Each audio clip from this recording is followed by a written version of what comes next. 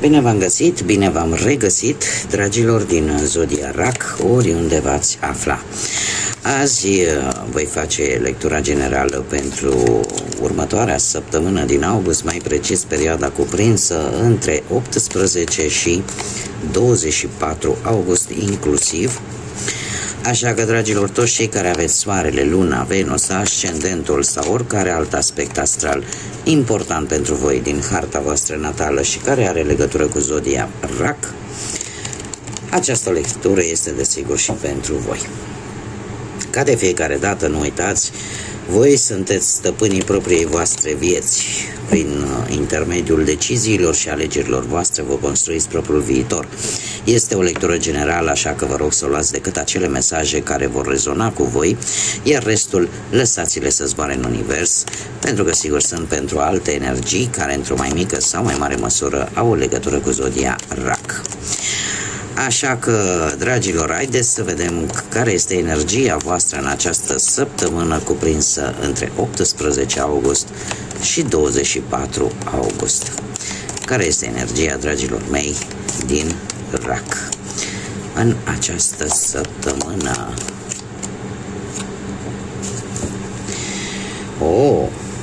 O energie foarte bună, aș spune. Avem împărăteasa, o energie a creației, abundenței și a acțiunii.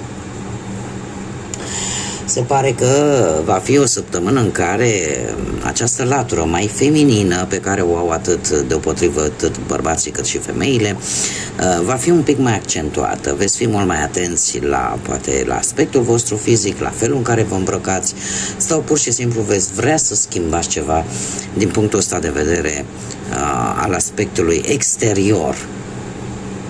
Pe lângă acest lucru, se pare că aveți ceva care atrage, aveți un anumit magnetism, ceva care va atrage, zic eu, lucruri bune, o energie foarte pozitivă, foarte pozitivă. Și de asemenea mai putem vorbi de această energie care vă îndeamnă să acționați, să faceți ceva pozitiv pentru voi, ceva care să multiplice aspectele pozitive ale voastre. Acum, haideți să vedem. O luăm așa pe domenii și să vedem ce vine atât pe plan profesional, financiar, cât și sentimental. Ce vine pentru dragii mei din RAC în săptămâna 18-24 august. Și începem, desigur, cu partea profesională. Da, se pare că, nu știu dacă Zodia Vărsător vă spune ceva. Aici am, desigur, puteți fi voi, poate să fie, da, o energie, eu aș zice, destul de pozitivă pe partea asta a muncii. Ceva devine realitate, un vis, o speranță pe care voi ați avut-o în ceea ce privește munca. Cumva o veste bună va aduce o realizare pe care voi v-ați dorit-o din tot sufletul. A fost ca ceva foarte profund. Acum, poate să fie legată de, nu știu, pe partea asta a muncii, e o veste bună care vine și care vă dă încredere foarte mare în voi. Cumva lucrurile încet se vor îmbunătăți.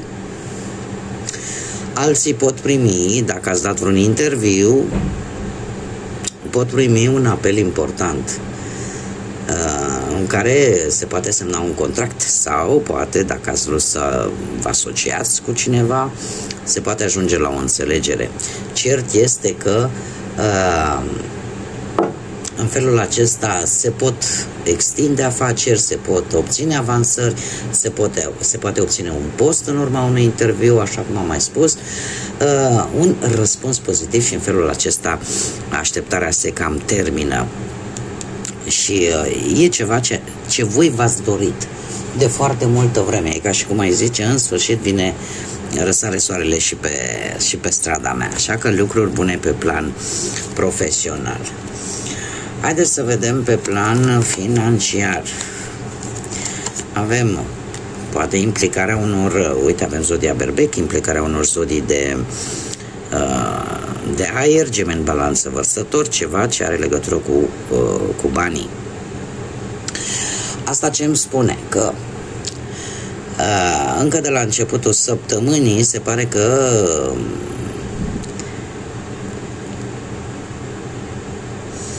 ceva mici probleme, aș spune, mici probleme care se vor rezolva, mici probleme financiare. Poate în urma unor cheltuieli care nu prea și aveau ele rostul acolo, dar se pare că veți cere ajutorul unei energii probabil de foc, mai precis berbec, nu e obligatoriu, dar oricum este cineva mai în vârstă, cineva care are, ori e cineva, e o figură paternă, vreun tată, vreun frate mai mare, cineva care în general are și o anumită autoritate, nu numai că are o situație materială stabilă, dar are și un pic de autoritate. Iar lucrul ăsta efectiv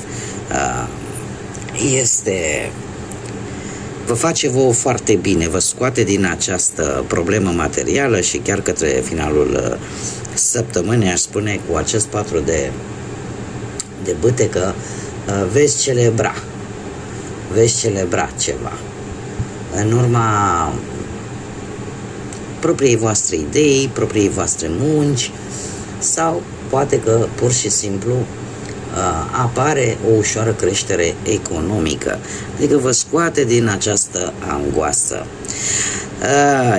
E posibil să fi fost și un pic influențați să faceți aceste cheltuieli necesare, să vă fi luat așa după unul, după altul, dar apare această figură autoritară care într-un fel sau altul reușește să vă scoată din belea. De asemenea, dacă unii dintre voi aveți un ascendent în berbec, atunci e posibil ca voi să fi avut o mică rezervă acolo pusă deoparte și în felul acesta să reușiți să rezolvați respectiva situație. Dar nu este ceva foarte grav, ca să zic așa. Pe parte sentimentală, cei care sunteți deja într-o pereche, într-o relație, formați un cuplu, dragilor, voi o perioadă destul de încurcată, începe săptămâna un pic blocați. De ce? Pentru că aveți păreri diferite, opinii diferite. Probabil că ori voi, ori poate persoana voastră, da, pentru că vorbim de două energii, vă sacrificați mai mult decât ar trebui în ceea ce privește relația voastră, sau poate că lăsați prea mult de la voi, sau ceva se întâmplă. Cert este că e posibil să apară anumite tensiuni în relația voastră și asta în urma unor dezacorduri. Deci e un conflict care aș zice că e inevitabil. De ce? Pentru că există două moduri de gândire. Există două moduri total diferite de a vedea o anumită situație și atunci de aici apare și aceste conflicte pe care din păcate nu le puteți evita la momentul respectiv. Dar sfârșitul săptămânii vine cu acest paj de monede. Nu știu dacă zodiile de pământ vă spun ceva, Taur, Fecioară, Capricorn. Poate să fie pentru cei care aveți copii, da? Care să vină cu anumite, nu știu, ori informații, sau pur și simplu să încerce într-un anume fel să vă cam trezească. De ce? Pentru că e posibil ca relația voastră de cuplu să fie intrată într-o ușoară monotonie, tocmai poate și din cauza acestor păreri total diferite. Aici cineva cumva parcă mereu câștigă, dar de fapt nu câștigă, de fapt pierde pe termen lung. Unul dintre voi în permanență îi se dă dreptate prin cedarea celuilalt. Și asta nu e bine, pentru că de fapt nimeni nu câștigă. Cel ce aparent are senzația că e câștigat, de fapt pierde pe termen lung. Și e perfect logic. Dar această energie tânără de pământ, eu aș zice că te îndeamnă într-un fel sau altul să acționezi sau te îndeamnă să obții anumite informații foarte necesare în ceea ce privește relația voastră. Dacă nu vorbim de această energie, atunci vorbim de această monotonie care a intrat în relația voastră și în condițiile în care e posibil ca iubire să existe. Și atunci va trebui să dați cumva un nou impuls relației. Da? Să dați un nou impuls relației, să faceți ceva diferit pentru a ieși din acest blocaj, pentru că și acest blocaj e adus de această ambiguitate, de acum suntem bine, acum nu suntem bine. Da? Și tocmai pentru că unul dintre voi se sacrifică. Da? Se sacrifică renunțând la propria sa voință, la ceea ce își dorește de fapt. Cei care sunteți singuri, viața voastră sentimentală.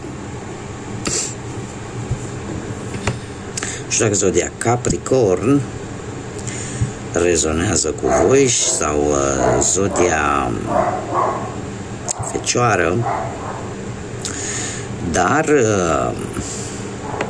aș zice că există o anumită atracție pe care o aveți față de cineva fără implicare sentimentală.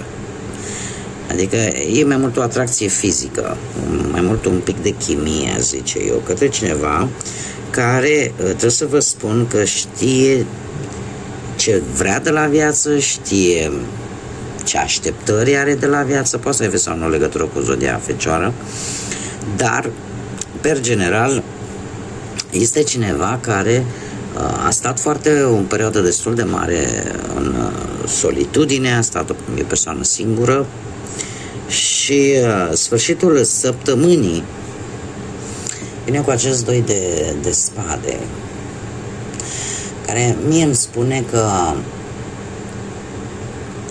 nu știu dacă voi, cei singuri, sunteți în acest moment, în această săptămână, sunteți pregătiți pentru o viitoare relație.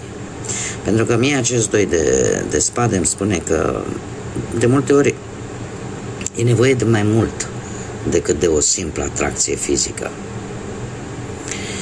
Și poate că această energie de care voi sunteți atrași știe lucrul ăsta. Adică știe pe ce drum vrea să meargă și poate că are așteptări mai mari, pe care nu știu dacă voi în acest moment sau în această săptămână veți fi în stare să le oferiți, pentru că e posibil ca anumite răni din trecut încă să persiste la nivel emoțional și asta să vă împiedice să nu fiți total pregătiți pentru o eventuală nouă relație. Mergem mai departe și haideți să vedem un mesaj general, un sfat general pentru voi, dragilor din RAC. Și avem numărul 45 sau numărul 9. Numărul 9, care e un număr spiritual, un număr care ne vorbește de foarte multă responsabilitate, cum de asemenea ne vorbește de foarte mult altruism. Ce înseamnă asta? De a te gândi un pic, poate mai mult, poate la alții și mai puțin la voi, și la faptul că, ținând cont și de mesaj care ne spune binecuvântat, binecuvântată, cu un scut și cu cineva care să te protejeze, este ceva care va proteja poate și de-a lungul timpului și care vă va proteja și în această săptămână, ceva care te va face să închizi anumite capitole în viața voastră și să vă pregătiți deja pentru ceva să vie, da? Pentru ce va urma să vină. Apare această necesitate tocmai pentru că simți această protecție, simți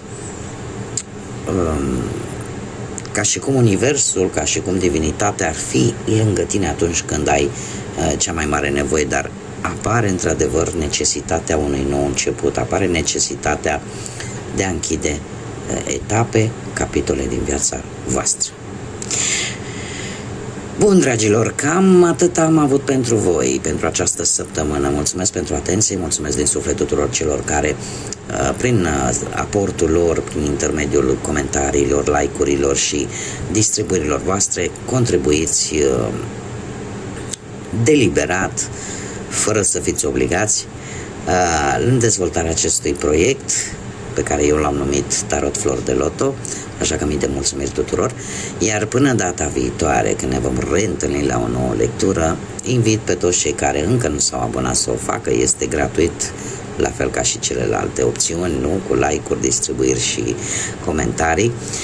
Dar, de asemenea, vă doresc o săptămână cât mai plină de liniște, în primul și în primul rând, atât liniște sufletească cât și mentală, în așa fel încât să vă luați cele mai bune decizii și să faceți cele mai bune alegeri. Până data viitoare, numai bine și să fiți iubiți, dragilor!